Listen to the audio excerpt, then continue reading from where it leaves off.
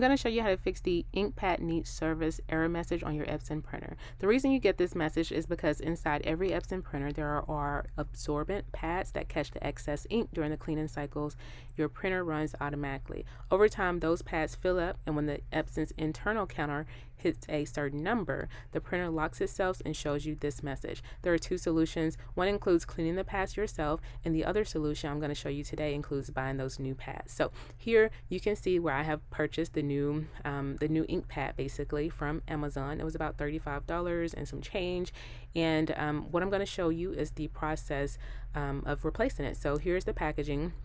Everything that comes in the package, you can see that little customer support card. You have that paper that comes that has the instructions. I showed you the replacement earlier, and there's also a little screwdriver kit as well. So what I'm going to do first is to unscrew the back side of that printer so that I can access the ink pad replacement, or the filter or pads that basically catch all of the ink. So here I am unscrewing that portion right there, and this is the part that you can see that new one that I have. So what I'm going to do is show you in just a second that these are basically identical. One just has the Epson brand, the other does not. So I'm going to flip them around, both of them, so you can see that they're basically identical. Again, one has the Epson brand, the other does not. So again, that's the dirty one that I'm just moving to the side, and what I'm going to do is to add the clean one in there. As you can see, just pop that back in place, and then I'm going to screw it back in place as well.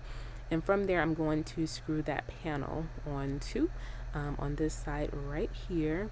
And then from there, you want to make sure that you have your printer connected, and that's the nasty gunk. So you want to make sure that your printer is connected to your laptop. I'm using a Windows PC, and the instructions on the paper are for a Windows computer too. So now what you can see is that I am following the instructions that come on that paper. This is the website that it took me to.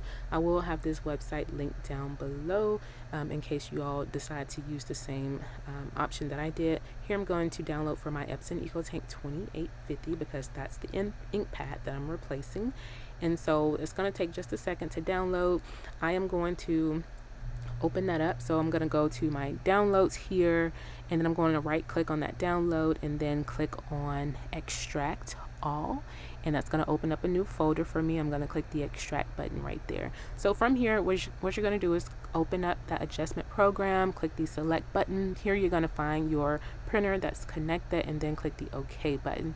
From there, you're going to click on the particular adjustment mode. You're going to go down and find the waste ink pad counter, and then you're going to click on the OK button. Here you're going to check all of those boxes, click the initialize button, click OK here, and then it's going to tell you to turn off your printer. So I turned my printer off, and then I turned it back on, and I ran a check, and that's what it looks like. So I click the finish button, then I'm just going to exit out here, and from there I am going to open up a new tab, and let's just do a test print because at first my printer was not printing at all. So I just typed in SpongeBob coloring sheets. I found one that I wanted to use, and I'm just going to right click on that coloring sheet and click open image in new tab.